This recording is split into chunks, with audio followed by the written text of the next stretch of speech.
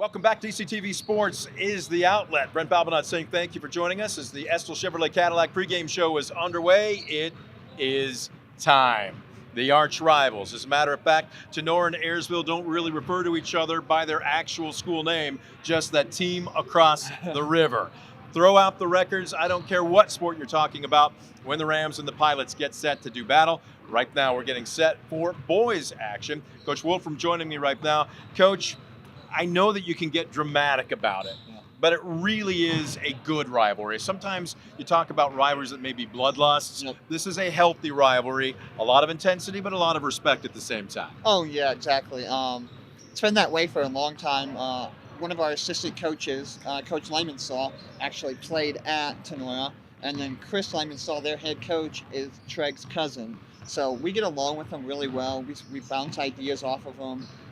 Our kids have played together, but again, it's one of those games where we're going to go into it, and once that first clock starts, it's go time, and we don't care if Tenora or whatever. We're going to go play, and we're going to go try to win. Going at each other like enemies from the old neighborhood, as my uncle used to call it. Look, both teams in very different positions right now. You did play one of your best games of the season a week ago on a Friday night. Obviously, no surprise, Tenora unbeaten and alone in first place in the GMC. Yep. Does any of that matter coming into this one? I don't think so.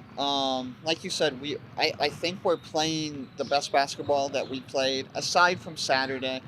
Friday night, we played very, very well against a good Hicksville team. So we're playing well at the right moment going into the end of the season. And again, Tenora is playing extremely well. They've had a brutal schedule, but Coach Lymansaw's done a great job with them. But it's going to be one of those things when it's a rivalry game, anything can happen, and our guys are going to prepare to go win. Let's start with Ayersville. What have you been most pleased with over the last couple of weeks? I would say consistency has been better through 4 quarters. If you looked at our plus minus early on in the season, we were terrible in the first quarter, like not good at all. But over the last 5, 6, 7 games, our first quarters have been very good. So we're not playing from behind from the get-go. So we're doing a great job of that in the first quarter, and then we're in games in the fourth quarter. So that's all we can ask is come out with a fire tonight and go try to win this thing. Yeah, Tenora's been hanging their hat on defense. As a matter of fact, only 2 teams this entire season have broken the 50-point mark. As a matter of fact, 4 of their last 5 opponents haven't even reached the 40-point mark.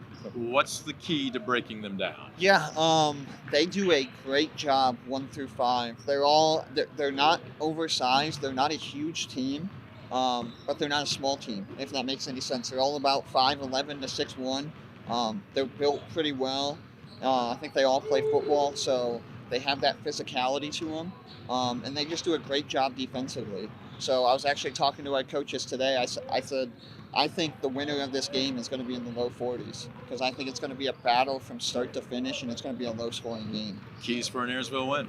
Yep. Obviously, come out in the first quarter. Going to have to come out on fire, hit some shots early.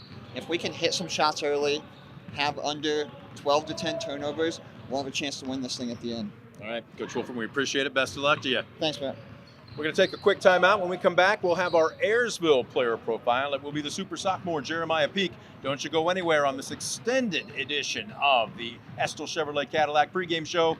Tenora and Ayersville, we're back after this on DCTV Sports.